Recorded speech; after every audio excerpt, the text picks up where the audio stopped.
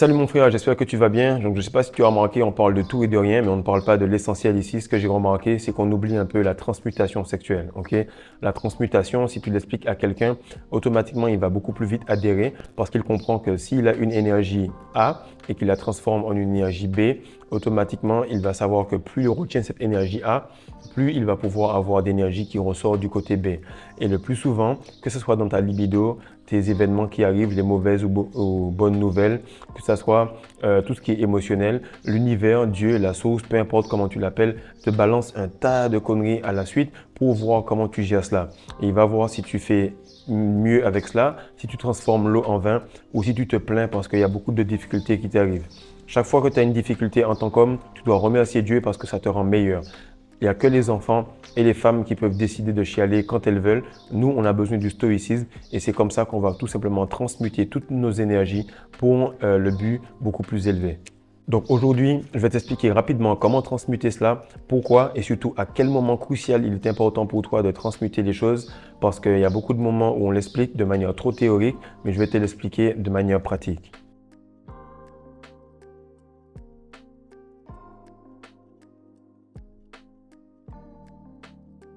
Salut mon frère, alors si tu parles de rétention séminale, si tu es quelqu'un qui lit un peu, tu as sûrement lu Think and Grow Rich, Réfléchissez et devenez riche de Napoleon Hill.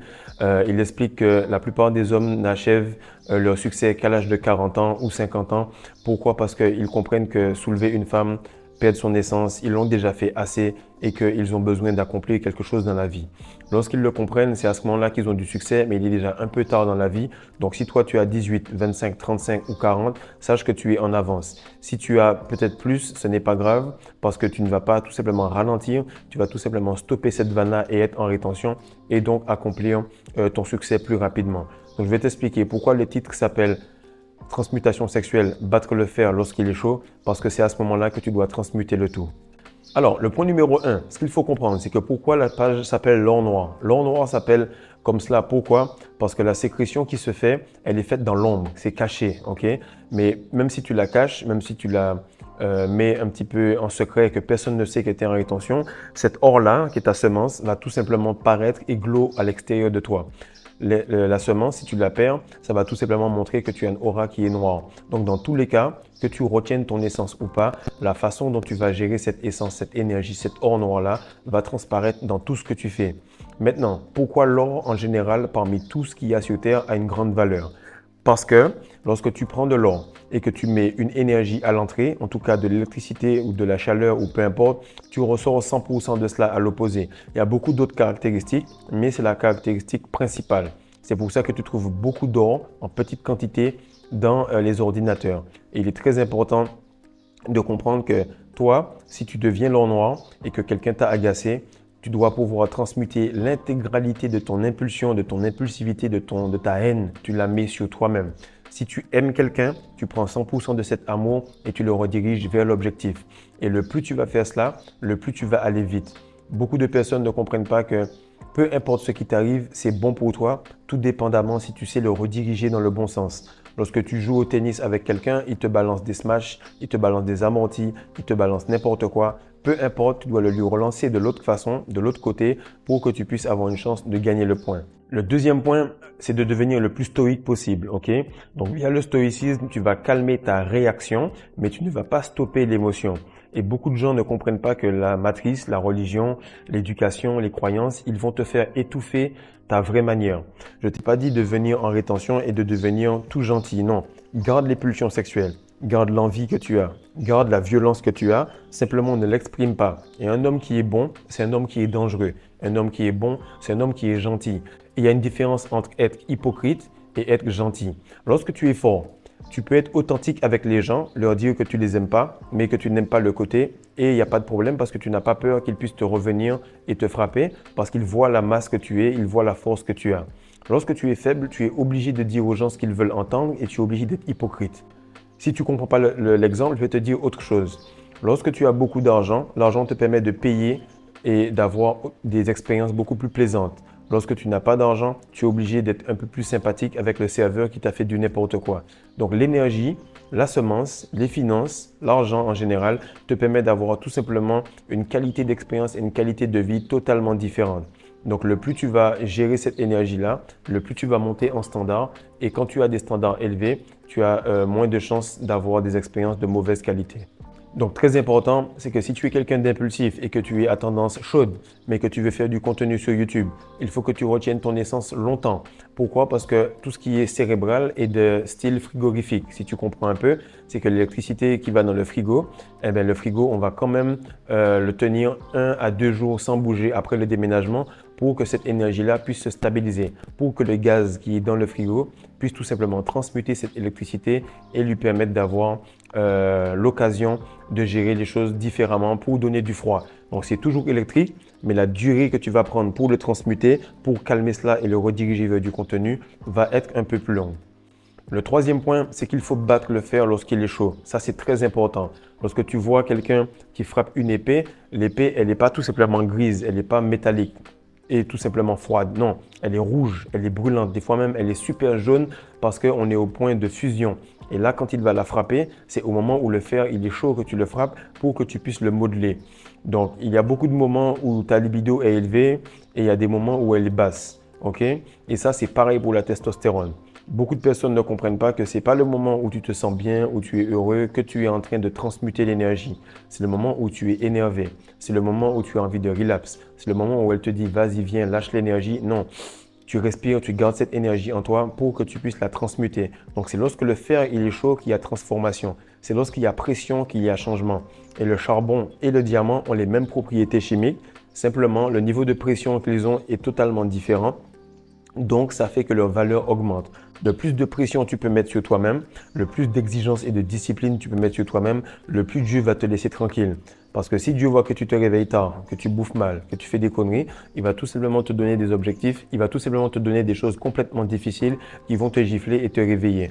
Mais s'il voit que tu fais du contenu, que tu travailles, que tu bosses sur toi, tu fais du stretching, que la Peugeot qu'il t'a donnée en tant que corps humain, tu l'as rendu comme une Ferrari, il va se dire, bon, je pense que le gars, il est vraiment solide, il s'attribue une routine assez dure et son caractère est en train de changer, donc on va lui donner des bénédictions. Dieu est tout simplement en train de voir parmi nous celui qui ne fout rien, comment il va le massacrer, et celui qui fait le maximum, comment il va le bénir. Peu importe la personne que j'ai vue, si elle a donné son maximum, l'univers va lui donner ce qu'elle veut, Dieu va lui donner ce qu'elle veut, parce que Dieu est juste. Et lorsque tu donnes ton maximum, tu ne peux que réussir. Donc le plus souvent, les gens ne comprennent pas que c'est soit tu relapses, tu baisses ton énergie, soit tu la réinvestis dans ton cerveau. Soit tu bosses avec cette énergie, tu la fais monter dans des sphères beaucoup plus élevées, soit tu la fais sortir de toi et tu commences à te vider. La transmutation sexuelle, c'est juste au moment où tu vas exploser. C'est là où il y a beaucoup de pression, c'est là où il y a beaucoup de stress. C'est là où tu reçois une mauvaise nouvelle et au lieu d'exploser et d'écraser un objet dans ta maison, tu te dis tout simplement comment je vais faire, je vais respirer, réfléchir et voir comment réagir.